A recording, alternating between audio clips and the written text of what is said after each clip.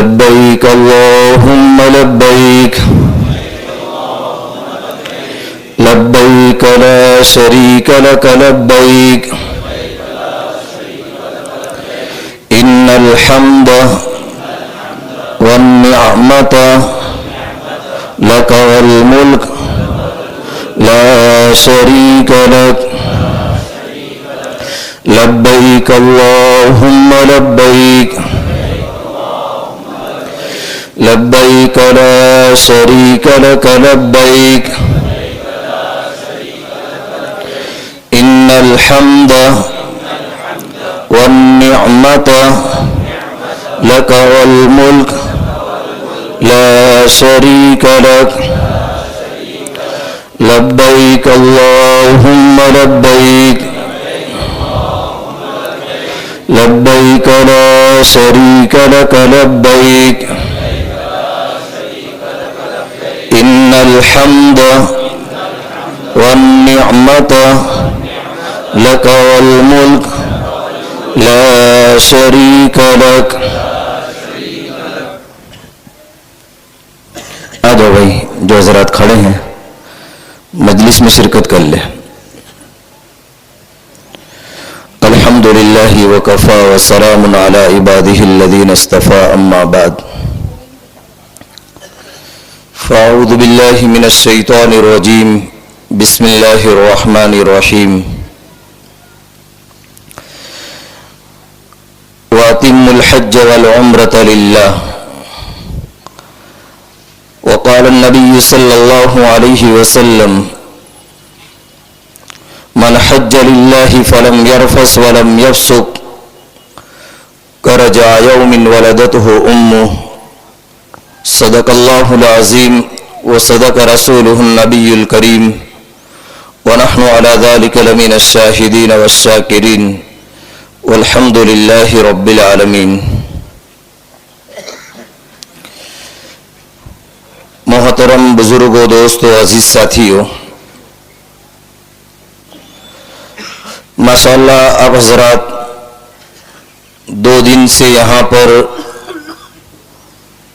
حج اور عمرہ اور مکہ المکرمہ اور مدینہ المنورہ کے سلسلے میں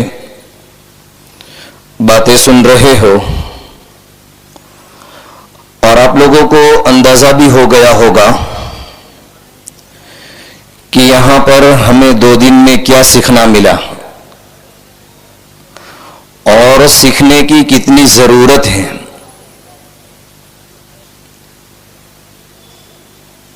کہ یہ ایک سمندر ہے. دکھنے میں ہمیں ایسا لگ رہا ہے کہ 5 دن میں کام کرنا ہے، عمرہ کے 4 کام کرنے ہیں، لیکن اس میں جب اترا جاتا ہے تو پتہ چلتا ہے کہ حج اور عمرہ کس طریقے سے اور کس حیت کے ساتھ کے اندر ادا کیا جائے. اور یہ جوڑ رکھنے کا مقصد یہی ہے کہ 3 دن یکسوئی کے ساتھ میں مسلسل ایک بات بار بار کان میں پڑے گی تو وہ دل میں جم جائے گی، چاہے احرام کی پابندی ہو یا عمرہ کے 4 کام ہو، حج کے 5 دن ہو اور حج کے 9 کام ہو، مدینہ المنورہ اور مکہ المکرمہ کی مقدس زیارت اور مدینہ المنورہ کی مقدس زیارت، اور گھر سے لے کر کے احمد آباد تک یا ممبئی تک، اور احمد آباد یا ممبئی سے لے کر کے جدہ یا مدینہ تک، پھر وہاں سے اپنی بلڈنگ تک، اور بلڈنگ سے لے کر پھر کعبۃ اللہ کے طواف تک کیا عمل کرنا ہے، یہ ساری باتیں آپ حضرات کے سامنے کہی جاتی ہیں. تو گزشتہ کل اس وقت مغرب کے بعد میں عمرہ کی بات ہوئی تھی، اور ہم سب الحمدللہ حافظ ہو گئے اب، اور ہم سب کو یاد بھی ہو گیا. اسی طریقے سے آج بھی پریکٹیکل کعبۃ اللہ کا طواف کر کے آپ کو بتلایا گیا، اور کل عشاء کے بعد میں احرام کی پریکٹس آپ کو کروا کر کے بتائی گئی۔ اسی طریقے سے حلقے لگائے گئے، حلقوں کے اندر لبیک کا مذاکرہ ہوا، اور غسل وضو نماز کے فرائض اور عمرہ اور حج کے فرائض اور واجبات کا مذاکرہ ہوا۔ اگر دیکھا جائے تو یہ 3 دن بھی ہمارے ناکافی ہیں۔ جوڑ کے اندر اگر آدمی سیکھنے کی نیت سے اگر شامل ہو تو 3 دن بھی ناکافی ہے، اور یہ حج کا فریضہ زندگی میں ایک مرتبہ آتا ہے، اس لیے بعض مرتبہ علماء کرام بھی حج کے مسائل کے اندر کنفیوز ہو جاتے ہیں، جلدی حج اور عمرہ کے مسائل کو نہیں بتلاتے ہیں۔ رمضان ہے تو سال میں ایک مرتبہ آتا ہے تو روزوں کے مسائل یاد رہ جاتے ہیں کچھ نہ کچھ درجے میں۔ قربانی ہے، سال میں ایک مرتبہ موقع ملتا ہے تو جانور کے اندر کون سا عیب ہوگا تو جانور قربانی میں نہیں چلے گا، اس کے بارے میں کچھ نہ کچھ معلومات ہوتی ہیں۔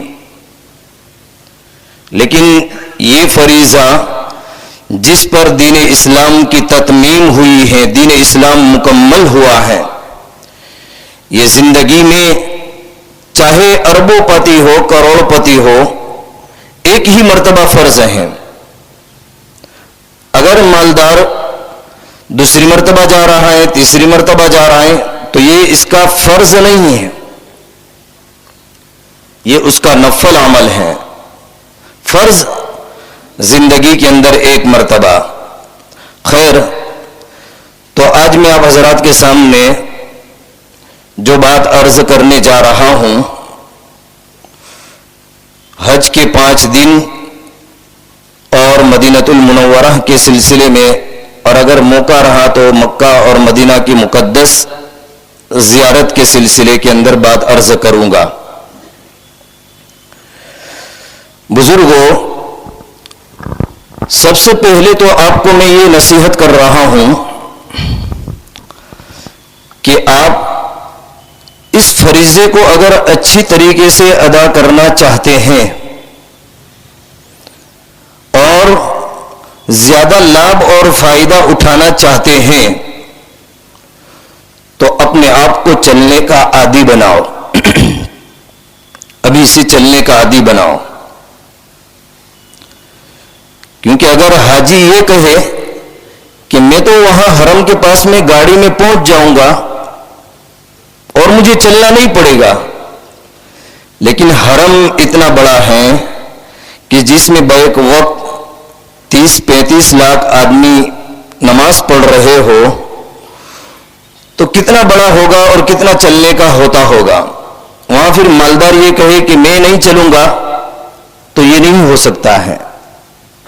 ہاں، معذور ہیں تو ویل چیئر کے ذریعے سے کسی بھی طریقے سے ارکان کو ادا کر لیں گے اور کرا لیا جائے گا، لیکن تندرست آدمی کے لیے تو چلنا ہی پڑے گا۔ اس لیے چلنے کی اپنے اندر عادت پیدا کریں ابھی سے، اور جو چمپل ہوائی چمپل ہم لے کر کے جانے والے ہیں اس چمپل کو بھی ابھی سے پہنے تاکہ وہ فری ہو جائے، ورنہ وہ سیٹ ہوتے ہوتے آدمی کے پاؤں میں تکلیف ہو جاتی ہے، پھر اس کے بعد کوئی عمل آسانی کے ساتھ میں نہیں کر سکتا ہے، دوسرے عملوں کے اندر بھی حرج آتا ہے۔ اور دوسری چیز کہ حج کے عنوان سے ہو یا عمرہ کے عنوان سے ہو، ہم کسی عمل کے اندر جلد بازی نہ کریں کہ بھئی عمرہ کو نمٹا دے، جلدی سے احرام نکل جائے اور جلدی سے حلق ہو جائے، جلدی سے میں اپنے کپڑے میں آ جاؤں۔ نمٹانا نہیں ہے، حج کے 5 دنوں کے اندر بھی جلد بازی نہیں کرنا ہے۔ اور تیسری چیز یہ کہ ہم وہاں پر جا کر کے مسئلے مسائل کے اندر زیادہ الجھے نہیں،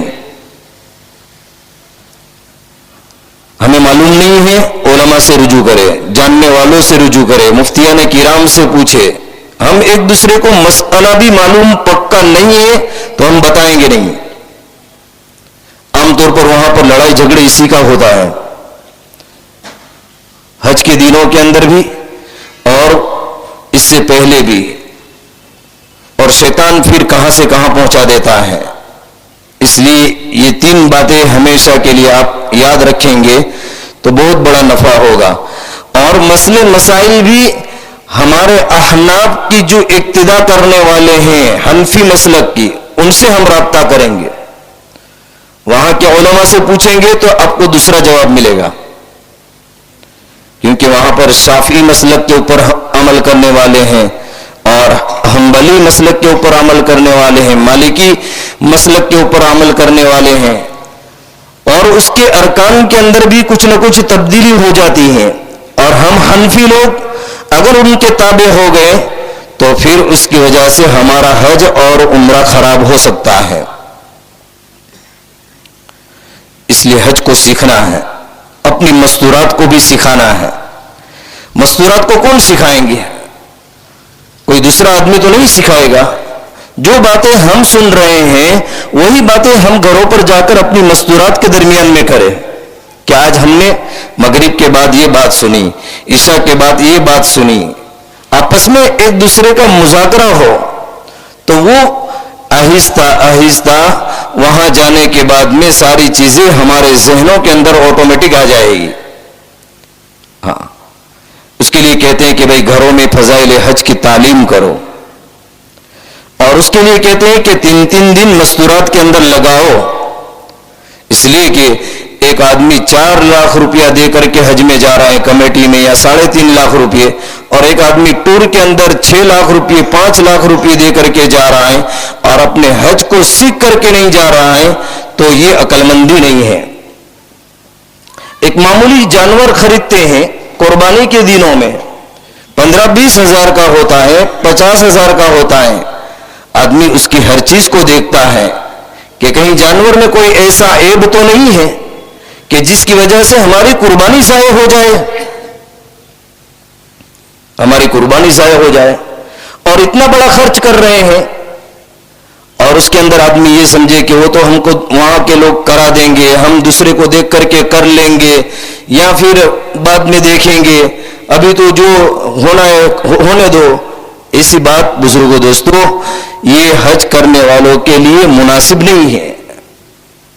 یہ آپ لوگ اللہ کے مہمان بن کر کے جا رہے ہو, اور آپ کا وہ مقام ہے کہ اگر آپ کے مقام کا لوگوں کو پتہ چل جائے, حدیث پاک میں آتا ہے, تو لوگ حاجی کی سواریوں کو بھی بوسہ دینے لگے. حاجی کی سواریوں کو بھی بوسہ دینے لگے. حاجی کی سواری کی اتنی قیمت ہے تو حاجی کی کتنی قیمت؟ اور کوئی آپ کو معمولی پروانہ ملنے والا نہیں ہے. یہ دین کی محنت کے ذریعے سے حج جو سکھایا جاتا ہے, یہ اس لیے کہ آپ جب واپس لوٹوں گے, حدیث پاک میں آتا ہے من حج للہ فلم یرفث ولم یفسق کرجا یوم ولدتہ امہ, کہ جس نے اللہ کے لیے حج کیا اور اخلاص کے ساتھ حج کیا, کوئی رفث گناہ کا کام نہیں کیا اور فسق والا کام نہیں کیا, تو وہ حج سے ایسا لوٹے گا جیسے کہ ابھی ماں کے پیٹ سے پیدا ہوا. ماشاءاللہ کہو کہ ابھی ماں کے پیٹ سے پیدا ہوا. خیر بات میں اب دوسری نہیں کر رہا ہوں, اب حج کے 5 دن شروع کر رہا ہوں. آپ دھیان توجہ سے سنیں. عمرہ کی بات میں نہیں کروں گا, عمرہ کے 4 کام کل ہو گئے, یاد ہے نا بھائی سب کو. دیکھو میں آپ کے سامنے بیٹھا ہوں لیکن آپ سے کبھی کبھی پوچھتا رہوں گا, آپ کو بتانا پڑے گا تاکہ ہم آپس میں کچھ بولے تو سیکھیں گے, ہے نا, اور ہمارے ذہن میں بات بیٹھے گی. عمرہ کے کتنے کام ہیں بھائی بولو, کتنے فرض ہیں؟ 2 ماشاءاللہ. اور واجب کتنے ہیں؟ 2. اب عمرہ کے 4 کام کو ایک سائڈ رکھ دو. حج کے کتنے کام ہیں بولو, حج کے ٹوٹل کتنے کام ہیں؟ 9 کام ہیں. کتنے کام ہیں؟ اس میں فرض کتنے ہیں؟ 3 فرض ہیں. اور واجب کتنے ہیں؟ ماشاءاللہ دیکھو سب کو یاد ہو گیا. حج مشکل نہیں ہے. ہم اگر ٹھنڈے دماغ کے ساتھ کے اندر اور صبر کے ساتھ میں، نرمی کے ساتھ میں اگر ہم چلتے رہیں گے تو حج آسان ہے. اور اگر صبر نہیں ہے، ٹھنڈا دماغ نہیں ہے، بات دھیان سے سننا، صبر نہیں ہے، ٹھنڈا دماغ نہیں ہے، نرم کلام نہیں ہے، تو پھر ہمارا حج مشکل ہوگا. اس لیے کہ حاجی کی شان یہ ہے کہ حاجی نرم کلام کرتا ہے. حاجی نرم کلام کرتا ہے. تو حج کے 3 فرض ہیں اور 6 واجب ہیں. 3 فرض میں پہلا فرض جو ہے وہ احرام ہے، پھر اس کے بعد میں نیت ہے اور لبیک پڑھنا ہے. یہ 3 کام مل کر کے ایک فرض ہوا.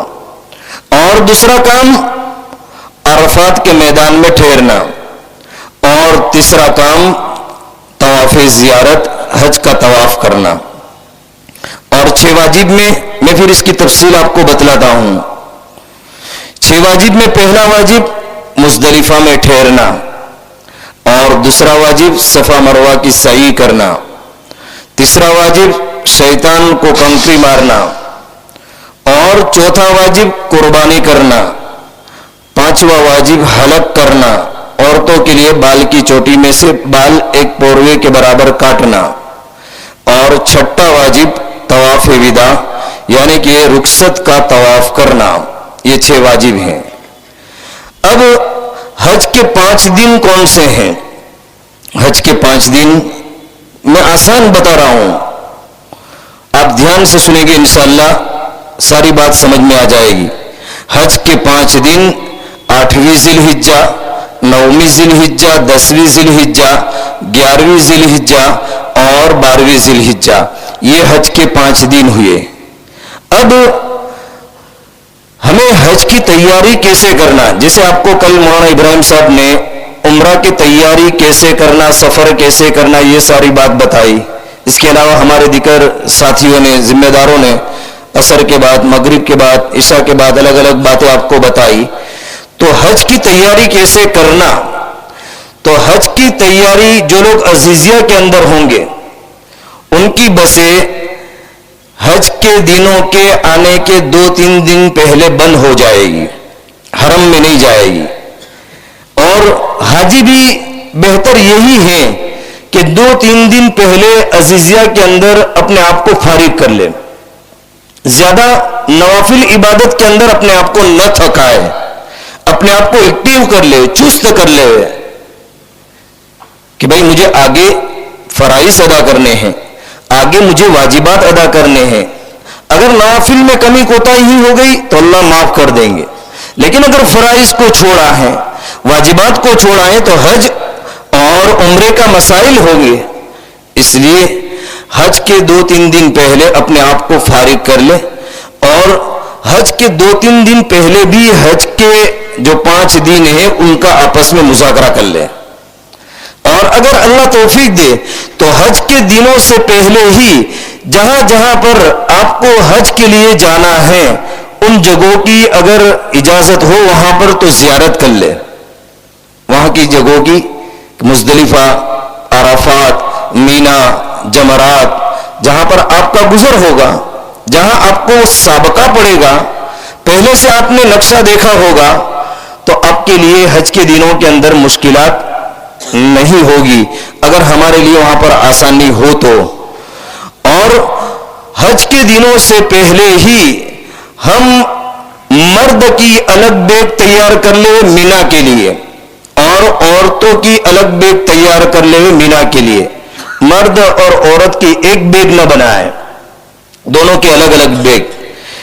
اس لیے کہ وہاں پر جب آپ مینا میں جائیں گے تو وہاں پر مستورات کا تمبو الگ ہوگا، مردوں کا تمبو الگ ہوگا. ایک زمانہ یہ تھا کہ ایک تمبو کے اندر مرد اور عورت رہتے تھے، بیچ میں پردہ ڈالتے تھے. اب وہ یہ زمانہ نہیں ہے.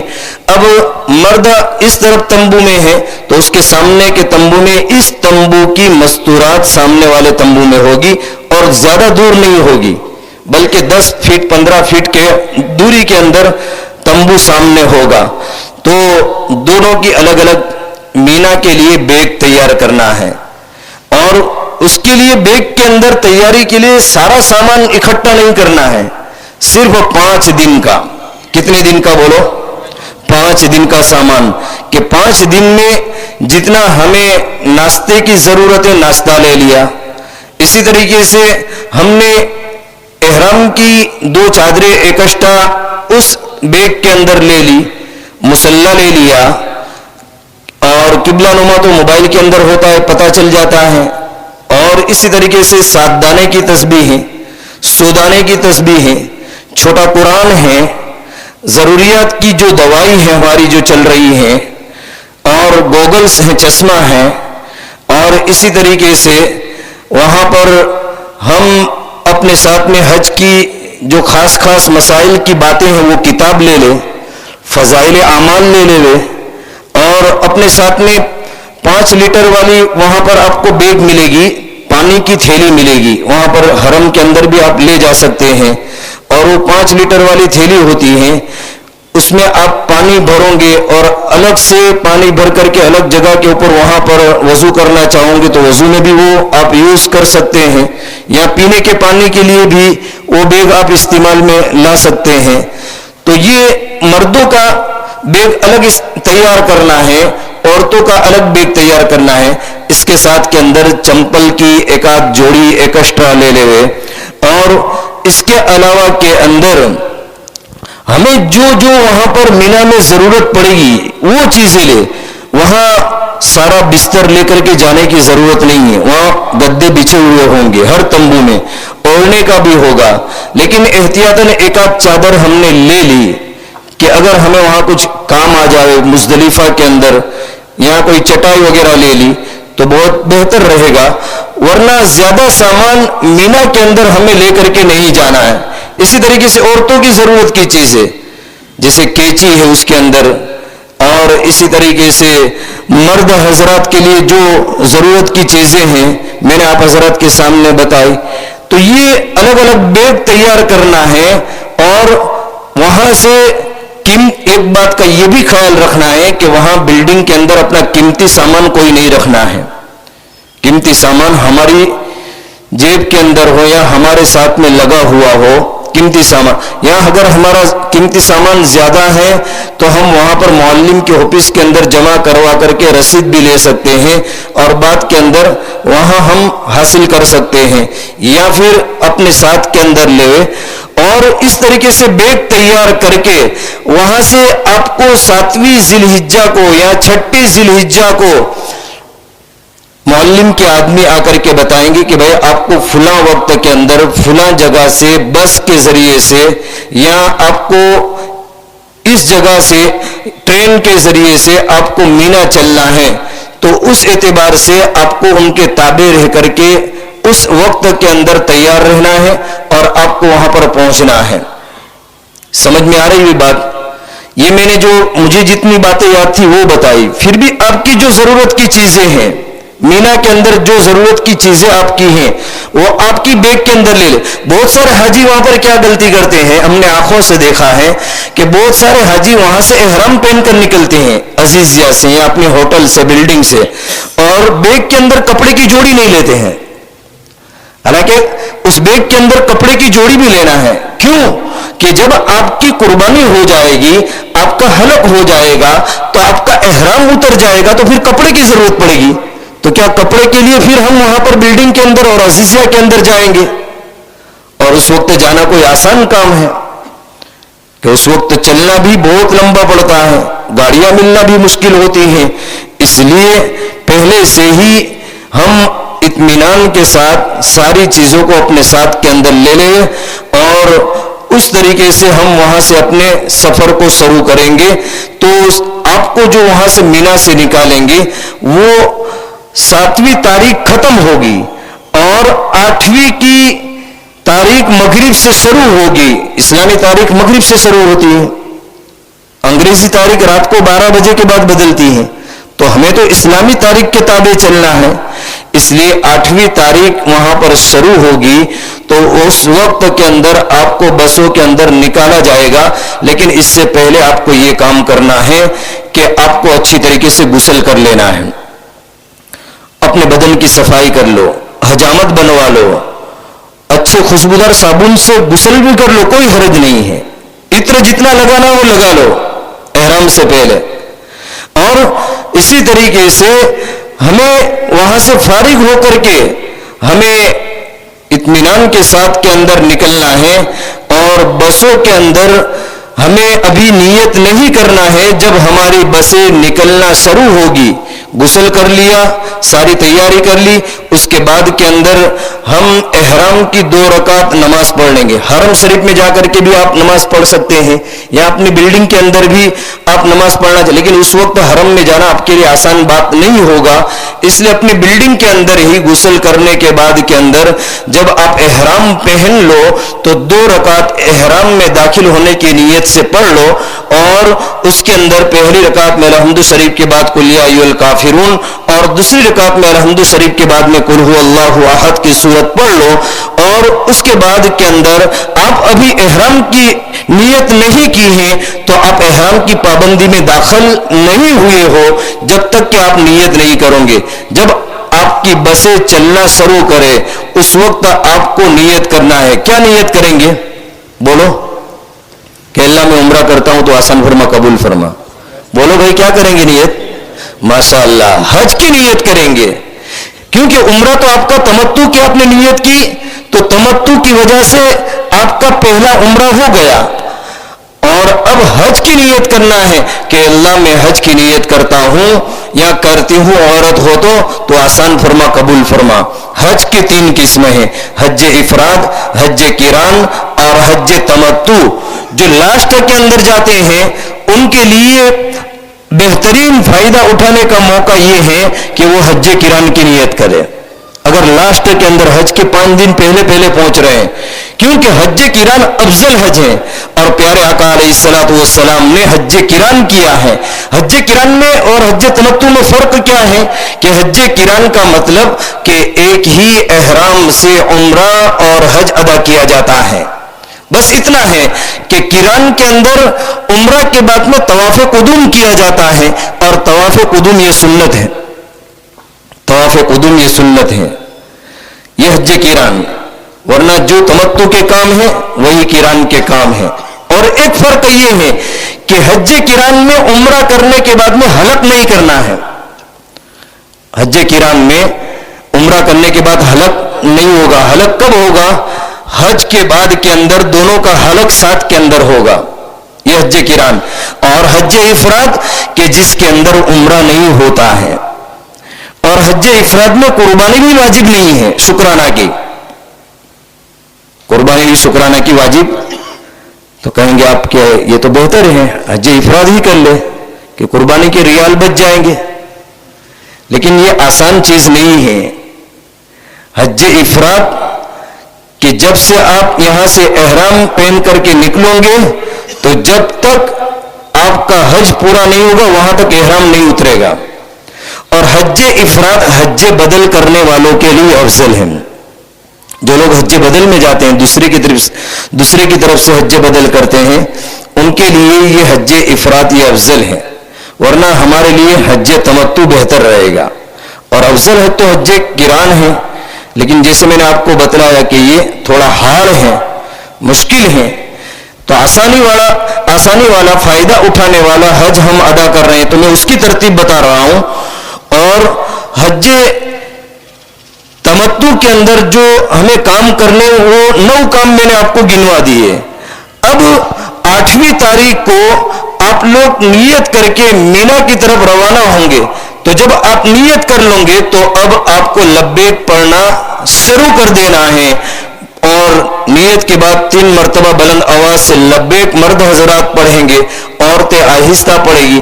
اب چلتے پھرتے اٹھتے بیٹھتے بسوں میں, پیدل چلتے ہوئے, مینا میں, عرفات میں, مزدلفہ میں, ہر جگہ کے اوپر لبیک لبیک پڑھتے رہیں گے. یہ لبیک ہمارا کب تک چلتا رہے گا؟ جب تک کہ ہم بڑے شیطان کو کنکری نہیں مار دیں گے. کب تک چلتا رہے گا بولو؟ بڑے شیطان کو कंकरी नहीं मार देंगे। अब 8वीं ज़िलहिज्जा को मीना के अंदर हमें ले जाएंगे। देखो मीना, मुज़दलिफा, अरफात ये हुदूद हरम के अंदर दाखिल है, हुदूद हरम के अंदर दाखिल है। अगर मक्का में 15 दिन से ज्यादा हमारा वक्त हो गया तो हमें पूरी नमाज पढ़ना है, कसर नमाज नहीं पढ़ेंगे। और अगर मक्का में अगर हमारे 15 दिन से कम टाइम हुआ है तो हम कसर नमाज पढ़ेंगे। और अगर कोई यूं कहे कि भाई अरफात मक्का से दूर है, अजीजिया से दूर है, तो यहां कसर नहीं होगी, ये हरम की हद में दाखिल है, इसलिए पूरी नमाज पढ़ना है। जो लोग मदीना जाएंगे पहले यहां से, तो अगर वो जमात के साथ में नमाज पढ़ेंगे तो इमाम के पीछे पूरी नमाज पढ़ेंगे। लेकिन अगर खुदा ना खास कहीं इमाम बनने का मौका आया या अलग से इनफिरादी नमाज पढ़ने का मौका आया या हमारी मस्तूरात अलग से नमाज पढ़ रही है, तो मदीना में 15 दिन और उससे ज्यादा किसी को ठहरने की इजाजत नहीं होती है, 8 ही दिन ठहरने की इजाजत होती है। इसलिए मदीना के अंदर कसर ही करना पड़ेगा। समझ में आ रही भी बात? मदीना के अंदर कसर ही करना पड़ेगा। तो एक चीज ये ख्याल में रखे कि पूरी नमाज पढ़ना है। अगर खुदा ना खास्त मीना अरफात के अंदर जुमा का दिन आ गया तो जुमा के दिन के अंदर तंबू के अंदर जुमा की नमाज अदा करेंगे। और हर तंबू 100 आदमी की करीबन कैपेसिटी का होता है और उसके अंदर कोई ना कोई आलिम होते हैं, कोई ना कोई इमाम मिल जाता है, नमाज पढ़ाने वाला मिल जाता है, या फिर 2-4 तंबू वाले मिलकर भी वहां पर जमात करते हैं। तो ये कोई मुश्किल चीज नहीं है, आसान है और हो जाता है। तो एक चीज तो ये ख्याल रखना है। और दूसरी चीज, क्या आपने नियत कर ली, अब एहराम की पाबंदी आप पर लागू हो गई, जो पहले आपने उम्रा में पाबंदी की, और उसके मुताबिक अब आपको चलना है। कब तक? जब तक कि आपका हलक न हो जाए, जब तक कि आपका हलक न हो जाए वहां तक इसको करते रहना है। और उसके बाद के अंदर ये बात हमने समझ ली तो मीना के अंदर हमें 5 नमाजें 8वीं ज़िलहिज्जा के अंदर वहां पर पढ़ना है। 4 नमाजें 8वीं ज़िलहिज्जा में और 1 नमाज 9वीं ज़िलहिज्जा की फजर जोहर। लेकिन बाज़ मरतबा बस वाले, ट्रेन वाले जल्दी पहुंचा देते हैं तो 7 नमाजें भी हो जाती हैं, 8 नमाज भी हो जाती है। ये कोई खास जरूरी नहीं है, लेकिन हमें ये कोशिश करना है, सुन्नत ये है कि वहां पर 5 नमाजें पढ़े। अगर हमको अरफात के लिए जल्दी भी निकाल दिया तो भी कोई मसला नहीं है, क्योंकि इंतजाम की आसानी के लिए वहां पर इस तरीके से वहां की हुकूमत तरतीब बनाती है कि कभी जल्दी निकाल दिया, कभी देर से पहुंचाया मीना के अंदर, तो कभी अरफात के अंदर कोई शाम के वक्त पहुंचता है, तो कोई अरफात के अंदर सुबह 8 बजे पहुंच जाता है, तो कोई अरफात के अंदर 12 बजे पहुंचता है। और जिसको ट्रेन के कूपन मिलेंगे वो ट्रेन के जरिए से जाएंगे, जिसको बस का परमिशन मिलेगा वो बस के जरिए से मिलेगा। और ये पहले से तय नहीं होता है, ये वहां पर आपको बिल्डिंग में पहुंचने के बाद के अंदर ये बात वहां पर आपको हज के दिनों से पहले मालूम होती है कि जिनके खेमे ट्रेन स्टेशन से करीब होते हैं उनको ट्रेन का पास मिलता है, और जिनके तंबू दूर होते हैं तो उनको दूर की वजह से बसों के जरिए से इंतजाम किया जाता है। और वहां पर ट्रेन के मुकाबले में बसें ज्यादा हैं। ट्रेन की हैसियत वहां पर ऐसी है जैसे आटे में नमक, जितना आटे में नमक होता है ना इतनी ट्रेन है, और उसके मुकाबले में आटा जितना है ना इतनी बसें हैं। बसों के जरिए से अक्सर हुज्जाजे किराम को पहुंचाया जाता है, हर हाजी को ट्रेन के अंदर नहीं पहुंचाया जाता है। और ट्रेन और बस में बस फर्क इतना होता है कि ट्रेन के लिए आपके लिए घंटा इंतजार करना पड़ेगा, और ट्रेन आपको मीना से अरफात और अरफात से मुज़दलिफा 10-15 मिनट में पहुंचा देगी। और बस के अंदर यह होता है कि बस के अंदर आप 5 मिनट के अंदर चढ़ जाओगे, लेकिन बस आपको ट्रैफिक की वजह से चलते चलते घंटे 2 घंटे पहुंचाती है। इधर से कान पकड़ोगे, इधर से कान पकड़ो, थोड़ा बस इतना डिफरेंस है। तो इस तरीके से वहां पर इंतजाम होता है। 8वीं ज़िलहिज्जा को 5 नमाज़ें अदा करनी है। इसके अलावा दुआ, जिक्र, तिलावत वहां पर सीखना सिखाना हो قرآن کے حلقے ہو، جو یہاں پر ہم جیسے 3 دن مذاکرہ کرتے ہیں، لبیک کا مذاکرہ ہو، پھر 9ویں ذی الحجہ کو ہمیں کیا کرنا ہے اس کا مذاکرہ ہو، 8ویں ذی الحجہ کو یہ سوچے کہ کل ہمیں کیا کرنا ہے، 9ویں کو یہ سوچے کہ 10ویں کو کیا کرنا ہے. بعض وقت 5 دن کا نقشہ اگر ذہن میں نہیں رہتا ہے تو ایک دن کا نقشہ اپنے ذہن میں رکھو، ایک دن کا، یہ بھی آسان ہے. اور اس کے بعد کے اندر 9ویں ذی الحجہ کو آپ کو ایک کام یہ کرنا ہے کہ 9ویں ذی الحجہ کی فجر سے لے کر 13ویں ذی الحجہ کی عصر تک آپ کو لبیک تو پڑھنا ہی ہے ہر نماز کے بعد میں، اس کے ساتھ میں تکبیر تشریق بھی پڑھنا ہے جیسے ہم انڈیا میں پڑھتے ہیں. اللہ اکبر اللہ اکبر لا الہ الا اللہ اللہ اکبر اللہ اکبر وللہ الحمد. مردوں کو بھی عورتوں کو بھی واجب ہے تکبیر تشریق پڑھنا ہے.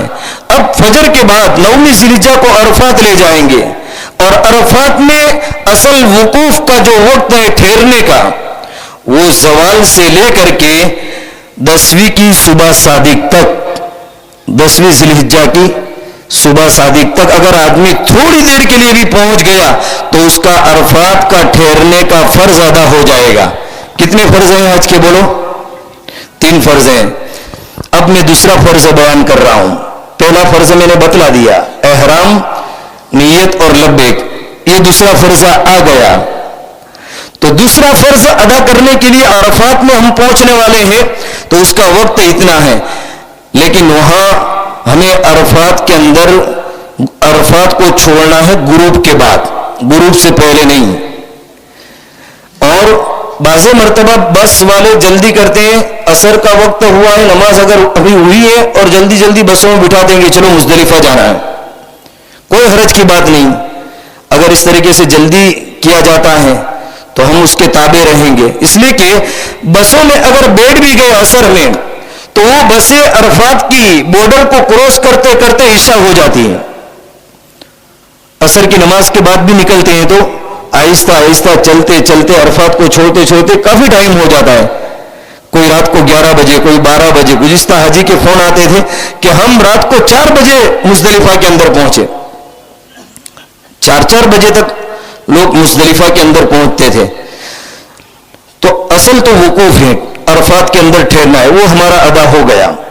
اب عرفات میں کیا عمل کرنا ہے اس کا وقت میں نے بتا دیا. عرفات کے اندر آپ کو ظہر کے وقت میں ظہر پڑھنا ہے، عصر کے وقت میں عصر پڑھنا ہے. وہاں مسجد نمرہ ہے، وہاں پر نہ جائے، آپ اپنا خیمہ بھول جائیں گے، پریشانی ہوگی. اور پھر اس کے مسائل الگ ہیں، اس لیے کہ وہاں پر حج کا خطبہ ہوتا ہے. وہاں کے شیخ حج کا خطبہ دیتے ہیں مسجد نمرہ کے اندر. اور مسجد نمرہ اتنی بڑی ہے کہ اس مسجد کے اندر 5 لاکھ آدمی نماز پڑھ سکتے ہیں. باہر کا حصہ الگ، اندر کی میں بات کر رہا ہوں. 5 لاکھ آدمی نماز پڑھ سکتے ہیں. اور اگر وہاں پر آپ چلے بھی گئے تو ظہر اور عصر کو ایک ساتھ پڑھنا پڑے گا، ظہر اور عصر کو ایک ساتھ کے اندر پڑھنا پڑے گا. ورنہ اپنے تمبو میں اپنی جگہ پر رہیں گے تو ظہر کے وقت میں ظہر، عصر کے وقت میں عصر ادا کریں گے. اگر وہاں پر کوئی شافعی امام ہے اور اگر 1 گھنٹہ جلدی نماز پڑھا رہا ہے تو ہم ان کے پیچھے شافعی وقت کے اندر بھی پڑھ سکتے ہیں. لیکن اگر ہمارے پاس میں امام ہے تو ہم حنفی وقت کے اندر پڑھیں 1 گھنٹہ لیٹ. شافعی وقت 1 گھنٹہ پہلے ہو جاتا ہے عصر کا، لیکن ہم حنفی وقت کے اعتبار سے 1 گھنٹہ لیٹ پڑھیں گے. اور دوسرا کام، وہاں پر ظہر کے بعد کے اندر جو تسبیح پڑھنے کی 3 تسبیح، ایک تو چوتھا کلمہ 100 مرتبہ، اور دوسرا درود ابراہیم 100 مرتبہ، اور تیسری چیز سورہ اخلاص قل هو اللہ احد کی سورت 100 مرتبہ. سمجھ میں آگے ہوئی بات. اور اخیر میں درود ابراہیم کے بعد میں وعلینا معہم پڑھیں گے. اور اگر یاد رہے تو یہ دعا بھی پڑھیے 100 مرتبہ، اور اس کے بعد آپ جو دعا مانگو گے اللہ آپ کی دعا کو قبول فرمائیں گے. سبحان الذی لا ملجا ولا منجا من اللہ الا الیہ. یہ دعا بھی اگر یاد رہے تو، ورنہ جو ہماری زبان پر اگر یہ نہیں یاد ہے، جو اپنی زبان میں دعا کریں گے، ذکر کریں گے اور اللہ سے مانگیں گے، اللہ ہماری ہر حرکت سے واقف ہے اور اللہ ہماری ہر بات کو سنتے ہیں، ہر دعا کو سنتے ہیں. اس لیے خاص طور پر ہم اپنے وقت کو ضائع نہ کریں. عرفات میں پہنچنے کے بعد اگر غسل کا وہاں پر آسانی ہے, موقع ہے, تو غسل بھی کر لے.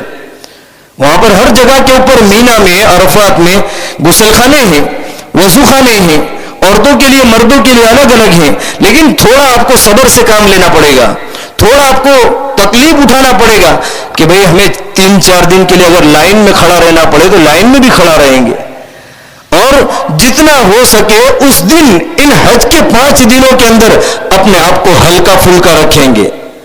اگر ہم نے اپنے آپ کو وزنی بنا لیا, پیشاب پانی کی حاجتیں ہوتی رہی, کھانے پینے کے اعتبار سے اگر ہم نے کنٹرول نہیں کیا تو پھر آپ کو وہاں پر دشواری ہوگی. حج کے 5 دنوں کے اندر اگر ہم نے اپنے اعتبار سے رعایت کر لی تو باقی کے دنوں کے اندر ہم جو کرنا چاہے کر سکتے ہیں. اس لیے ان دنوں کے اندر خاص کر کے ان چیزوں کا اہتمام کریں.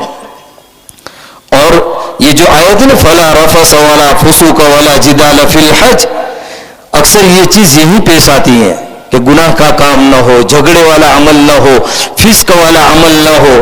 اصل اب یہاں پر کسوٹی ہے اور آپ کی ایکسرسائز ہے, اور یہیں پر حاجی پکتا ہے, اور یہیں پر حاجی کو حج کا لقب ملتا ہے.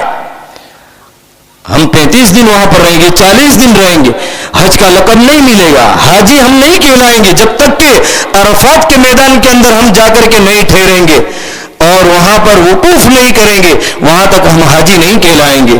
عرفات کے اندر ٹھہر گئے اس کے بعد ہی ہمیں حاجی کا لقب ملے گا.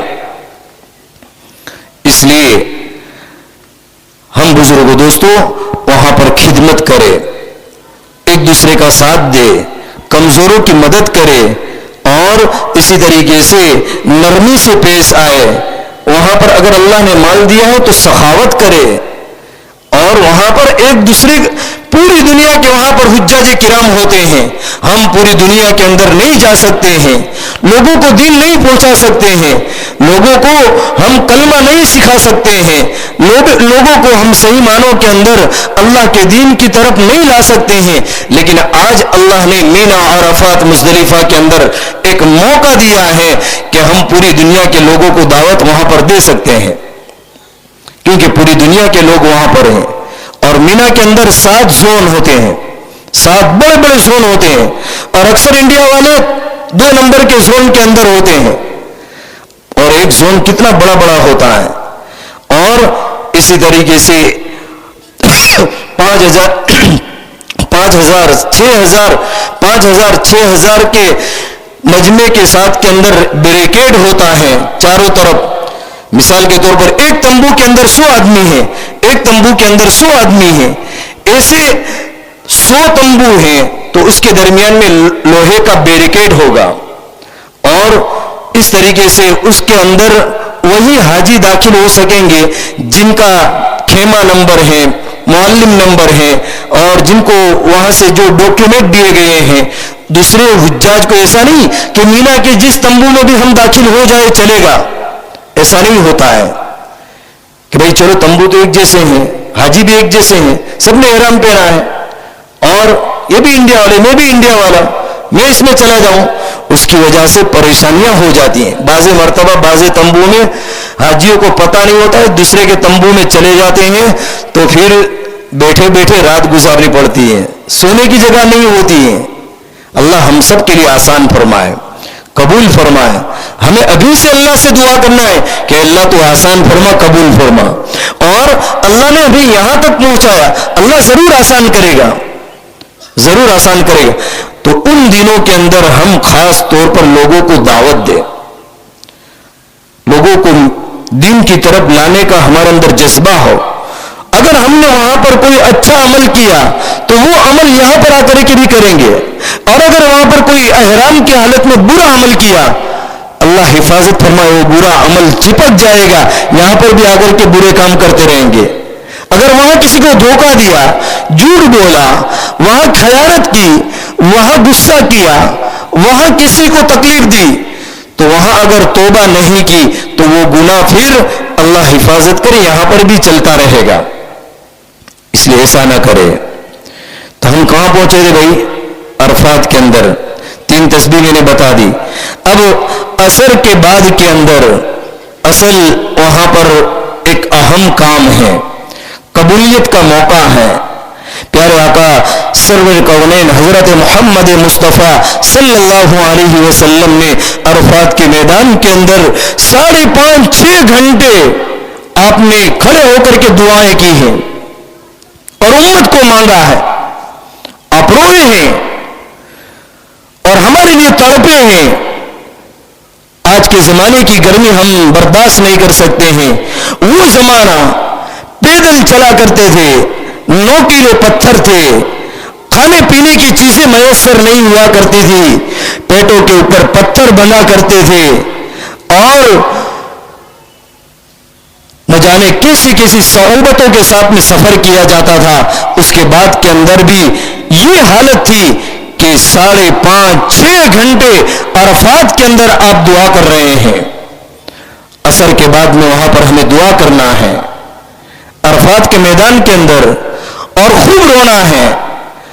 اور اس دن اللہ کو حاجی کے اوپر رحم آتا ہے، صرف اپنے گھر والے کے لیے نہ مانگے، اپنے کاروبار کے لیے نہ مانگے، بلکہ پوری امت کے لیے، دنیا میں بسنے والے مسلمانوں کے لیے۔ اور اس وقت امت کے جو حالات ہیں وہ اللہ کے سامنے رکھے، اس لیے کہ آپ یہاں سے ہمارے ضلع سے ایک وفد بن کر کے جا رہے ہیں۔ حاجی یہ اللہ کی طرف سے وفد بن کر کے جاتا ہے، اور حاجی وہاں پر جا کر کے اپنے ضلع کی پیشکش رکھے اور بلکہ عالم کی پیشکش رکھے کہ ہمارے یہ حالات ہیں اور ہم اللہ تجھے آج منانے کے لیے آئے ہیں۔ روئے، اور یہ جگہ ایسی ہے، ابھی میں عرفات میں گیا تھا رمضان سے پہلے، بے اختیار بزرگوں وہاں کی جو چیزیں اور وہاں کی جو پہاڑ اور وہاں کی جو جگہ ہیں ان کو دیکھتے ہیں تو آنکھوں کے اندر آنسو آ جاتے ہیں۔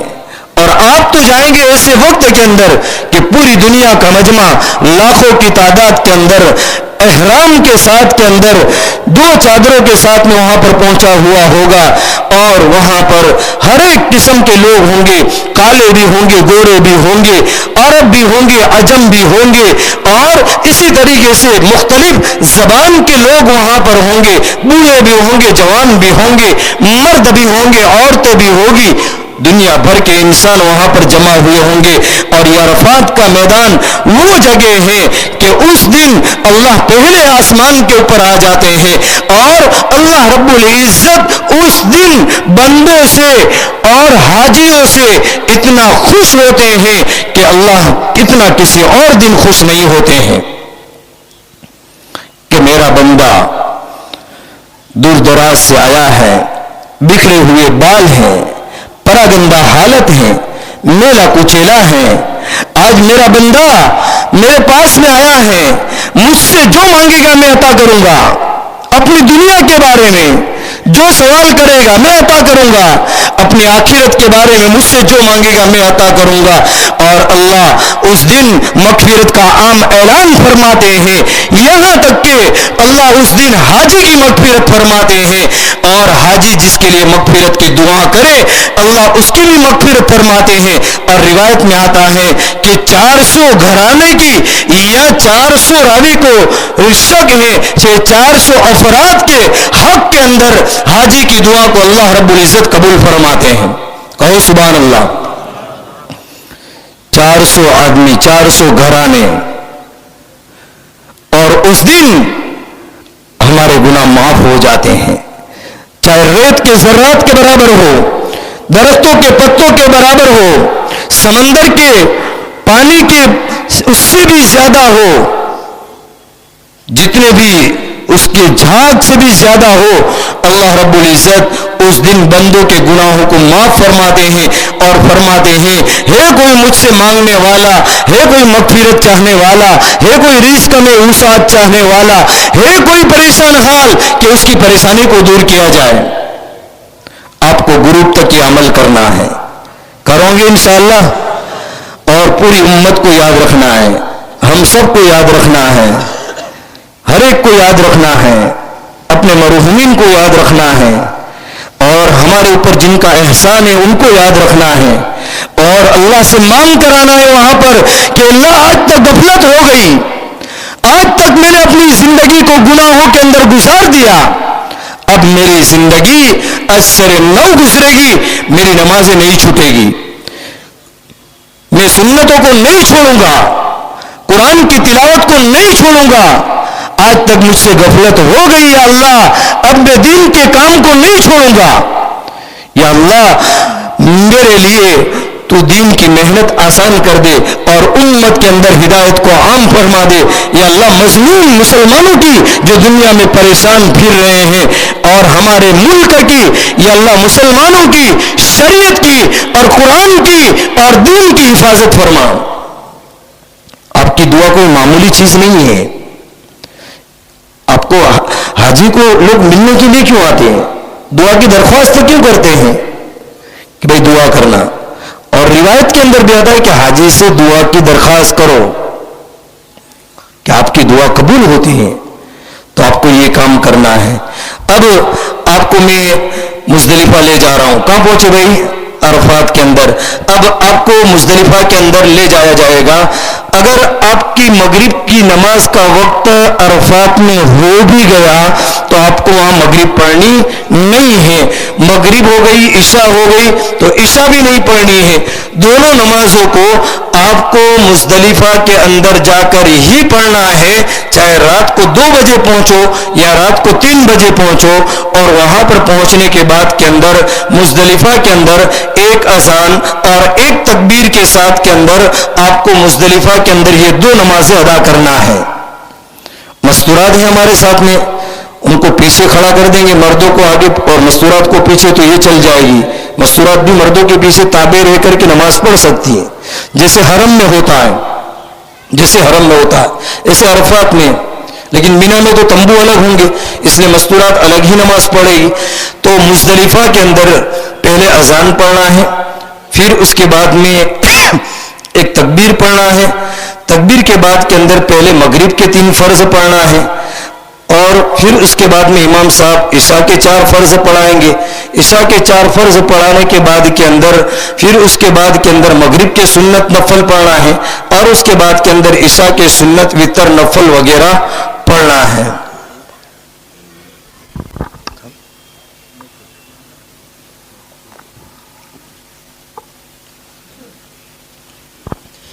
مزدلفہ کے اندر یہ کام کرنا ہے۔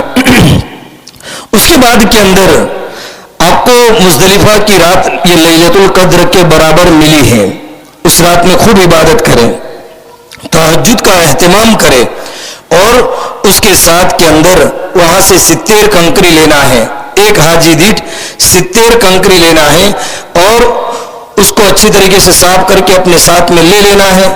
اور پھر مزدلفہ سے اب ہمارے حج کے واجبات شروع ہوں گے، حج کے واجبات شروع ہوں گے۔ 2 فرض تو میں نے بتلا دیے، اب پہلا واجب مزدلفہ کے اندر ٹھہرنا ہے۔ اب مزدلفہ میں کب تک ٹھہرنا ہے کہ جب ہم فجر کی نماز پڑھ لیں گے، اس کے بعد کے اندر تھوڑی دیر دعا کر لیں گے تو ہمارا مزدلفہ کا واجب ادا ہو جائے گا، اس کے بعد کے اندر آپ کو مزدلفہ چھوڑنا ہے۔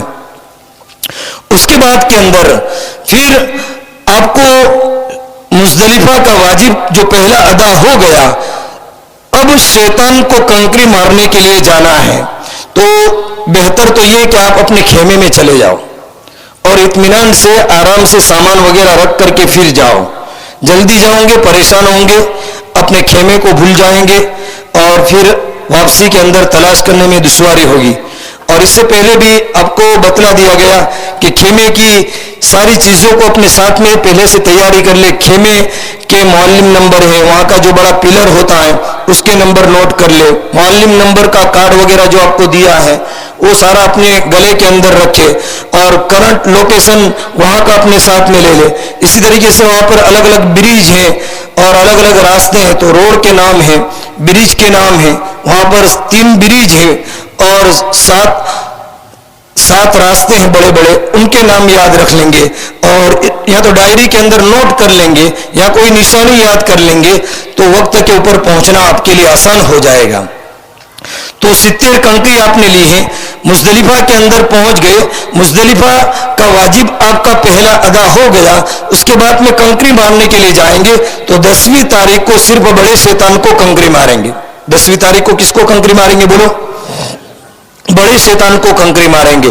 اور کتنی کنکری ماریں گے؟ ایک ساتھ میں ماریں گے کہ الگ الگ ماریں گے؟ ماشاءاللہ. اور کتنی بڑی ہو؟ ایک چنے کے برابر. اور کیا پڑھیں گے؟ بسم اللہ اللہ اکبر رغما للشیطان وردا للرحمن اللهم اجعله حجا مبرورا وذنبا مغفورا وسعيا مشکورا وتجارة لن تبور. اگر یہ دعا یاد نہیں ہے تو بسم اللہ اللہ اکبر, بسم اللہ اللہ اکبر ہر کنکری کے اوپر دعا پڑھیں گے. ہم لوگوں کی دیکھا دیکھی نہیں کریں گے کہ لوگ وہاں پتھر مار رہے ہیں, چمپل مار رہے ہیں, تو ہم چمپل نہیں ماریں گے بلکہ کنکری ہی ماریں گے. اور وہاں پر حقیقت میں شیطان نہیں, پتھر ہیں. اور سب سے تو بڑا پتھر اپنے نفس کو مارنا ہے. کیا کہ ہمارا نفس شیطان کے سکنجے میں نہ آئے, ہمارا نفس اللہ اور اس کے رسول کی اطاعت کے اندر آ جائے اور شیطان کے بہکاوے میں نہ آئے. اس لیے شیطان کو کنکری ماری جاتی ہے. تو یہ دوسرا واجب اب ادا ہو گیا. تو اس کے بعد کے اندر آپ نے جہاں پر قربانی طے کی ان سے رابطہ کرے. پھر اس کے بعد کے اندر قربانی آپ کی ہو گئی تو آپ کا یہ تیسرا واجب بھی ادا ہو گیا. اگر پہلے دن نہیں ہوئی تو دوسرے دن ہوگی, دوسرے دن نہیں ہوئی تو تیسرے دن ہوگی. 3 دن جیسے ہم یہاں قربانی کرتے ہیں اس طریقے سے قربانی ہوگی. اب قربانی ہو گئی تو ہمارے کتنے واجب ادا ہو گئے؟ 3 واجب ادا ہو گئے. تو چوتھا واجب ہمارا حلق کا ادا کریں گے. کیا کریں گے بولو؟ حلق کا ادا کریں گے. اب حلق کا واجب ادا ہو گیا تو ہمارا احرام نکل گیا. اور پہلے دن ہم بڑے شیطان کو کنکری ماریں گے تو اس وقت ہم جب کنکری مارنے کے لیے جائیں گے تو پہلے چھوٹا شیطان آئے گا, اس کو چھوڑ دیں گے. پھر بچلا شیطان آئے گا, اس کو بھی چھوڑ دیں گے. اور پھر تیسرا شیطان آئے گا بڑا, اس کو کنکری ماریں گے.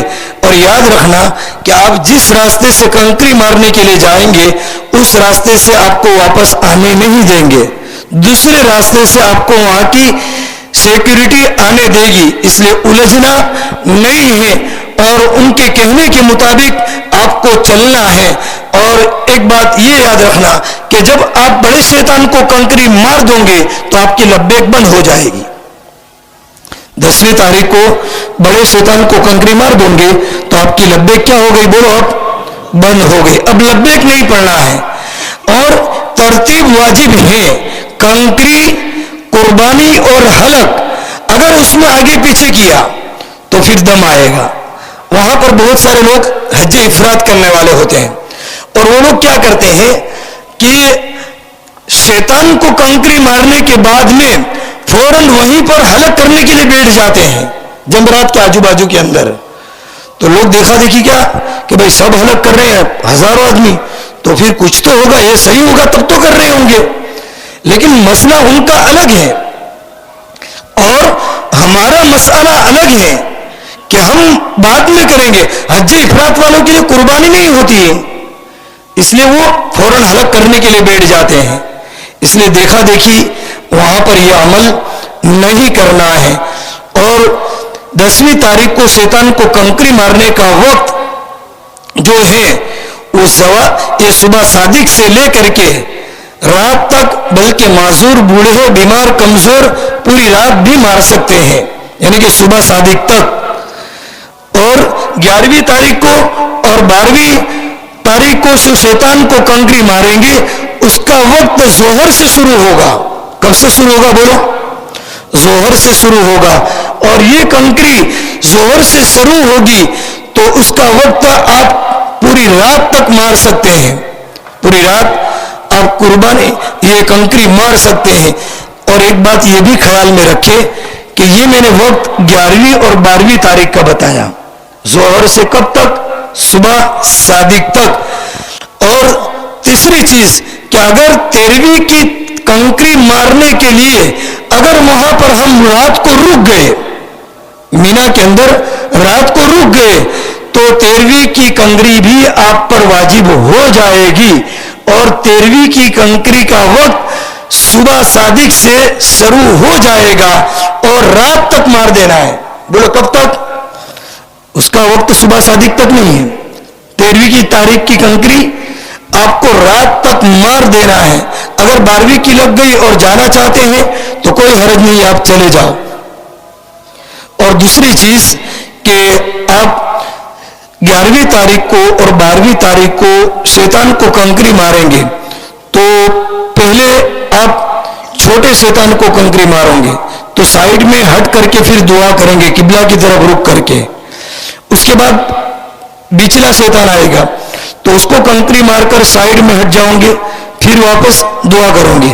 پھر تیسرے کو ماروں گے تو وہاں پر دعا نہ کرنا یہ افضل ہے.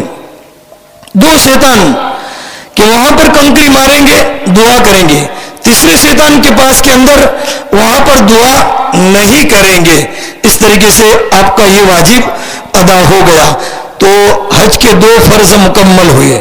اور واجب کتنے مکمل ہوئے؟ بولو بولو 4. بولو کتنے ہوئے بھائی؟ 4 واجب آپ کے مکمل ہوئے. ابھی صفا مروہ کی صحیح باقی ہے اور طواف وداع باقی ہے. صفا مروہ کی صحیح اور طواف وداع. اور 70 کنکریاں ہم نے کیوں لی؟ 70 کنکریاں. پہلے دن 7, پھر دوسرے دن 21 ماریں گے, پھر تیسرے دن 21 ماریں گے, پھر چوتھے دن بھی اگر ٹھہر گئے تو 21 ماریں گے. 21 13 کتنا ہوگا بولو؟ 63. اور پہلے دن کی 7 کتنی ہو گئی؟ پھر بھی 8-10 زیادہ لے لو. اگر خدا نخواست کوئی کنکری مارتے وقت ہوش میں نہ گری, باہر گر گئی, مردود ہو گئی تو وہ کنکری نہیں گنائے گی. اس لیے واپس اس کنکری کو جو ایکسٹرا ہم نے لی ہے اس کو استعمال کے اندر ہم لے سکتے ہیں. اور اس کے ساتھ میں یہ بھی دھیان میں رکھیں کہ اب وہاں کی حکومت نے یہ گزشتہ سال کیا تھا کہ شیطان کے کنکری مارنے کے اندر ہر خیمہ کے لوگوں کو ایک ساتھ میں نہیں چھوڑتے ہیں, الگ الگ زون وائز وہاں جو کیپیسٹی ہوتی ہے اس اعتبار سے چھوڑتے ہیں. کسی کو 10 بجے چھوڑتے ہیں, کسی کو 12 بجے چھوڑتے ہیں, کسی کو 1 بجے کے بعد چھوڑتے ہیں. تو کبھی کبھی ہمارے جانے کا راستہ بلاک ہو تو یہ سمجھنا کہ ابھی ہمارے جانے کا ٹائم نہیں ہے. اور وہ سیفٹی کے لیے, حفاظت کے لیے اس طریقے سے کرتے ہیں, لیکن کنکری وقت کے اندر ہی مرواتے ہیں.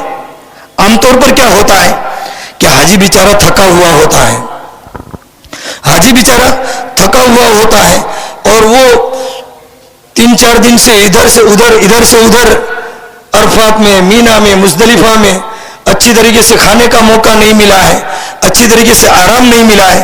تو وہ یہ سوچتا ہے کہ جلدی کنکری مار کے جلدی احرام نکل جائے نا تو اپنے کپڑے پہن لے اور اپنے فریش ہو جائے تو کچھ کیا ہے کہ اب دوسری دنیا کے اندر آئے.